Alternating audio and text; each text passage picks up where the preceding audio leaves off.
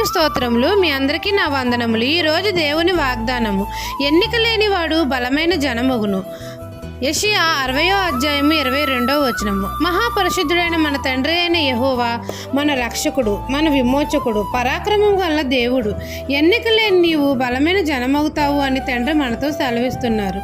నిన్ను తృణీకరించిన వారందరూ వచ్చి నీ పాదముల మీద పడతారు.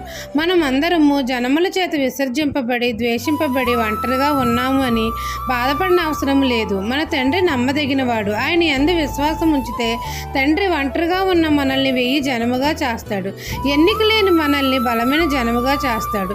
మన సరిహద్దులలో పాడు అన్న మాట కానీ నాశనం అన్న మాట కానీ వినపడదు.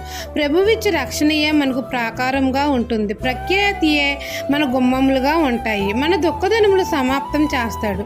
ఎన్నిక లేని మనల్ని బలమైన జనముగా చేస్తాడు. ఈ దిన వాగ్దానం మీ నా జీవితంలో నెరవేరాలని కోరుకుంటూ దేవుని సువార్త పరిచర్యలో మీ సహోదరి. ఆమెన్.